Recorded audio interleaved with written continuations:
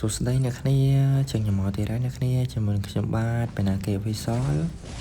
ហើយស្រាប់ថ្ងៃនេះដែរគឺអត់បានមកចាប់ skin ក៏ដូចជាមកធ្វើ gameplay អ្នកគ្នាប៉ុន្តែថ្ងៃនេះចង់មកនិយាយមួយនឹង Free Fire ទេអ្នកគ្នា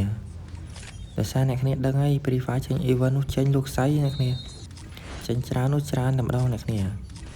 ដូចអ្នកគ្នាឃើញស្រេចហើយកៅអៅនេះផងហើយ skin កំភ្លើង AUG ខាង level នេះផងហើយ skin សាយផងថំសុនផង skin កដាប់ដៃផង blue lock ផងនិយាយពីច្រើននោះច្រើនអ្នកគ្នាដូចអ្នកគ្នាឃើញស្រេចហើយខែនេះគឺចេញច្រើនមែនតើអ្នកគ្នា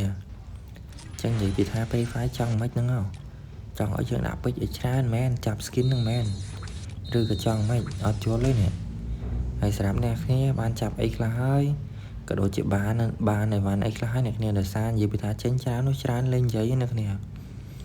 ហើយ AK FIFA World Cup នេះមកទៀតអ្នកគ្នា style រំអីគេនេះខាត់ស្បែកជើងណាជាតែមានមកដល់អ្នកគ្នាតំណងនេះតាប៉ុន្តែនិយាយថាចាប់ច្រើនពេកអ្នកគ្នាដូចខ្ញុំយ៉ាងចាប់ច្រើនពេកហើយអ្នកគ្នាអត់ដឹងថាចាប់អីទៀតណាដល់កៅអៅនេះយើងចេញមកអត់ស្អាតទេអ្នកគ្នាសម្រាប់ខ្ញុំកៅអៅហ្នឹងគឺអត់ស្អាតទេប៉ុន្តែគេចេញមកហើយអ្នកគ្នាចឹងអត់ដឹងមិនដែរប៉ុន្តែសម្រាប់ខ្ញុំគឺអត់ស្អាតទេប៉ុន្តែ style រំរៀងតំណងតិចអ្នកគ្នា style រងរៀងក៏ប្លែកណាអ្នកគ្នាចឹងទៅមើលទៅវារឿងប្លែកបន្តិចចឹងសម្រាប់អ្នកគ្នាបានចាប់អីខ្លះហើយឬក៏បានអីវ៉ាន់អីខ្លះហើយ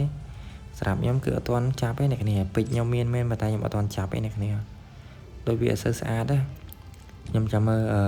event ក្រោយអ្នកគ្នាគីឡូវាចេញមកស្អាតចឹងអ្នកគ្នាប៉ុន្តែឃើញថា event ចេញច្រើនមែនតើអ្នកគ្នាច្រើនមែនតើតែម្ដងដូចអ្នកគ្នាឃើញសម្រាប់style នេះមួយ emoji នេះមួយ emoji នេះមួយទៀតហើយ blue lock មួយទៀតហើយកដាប់ដៃផងធំសុន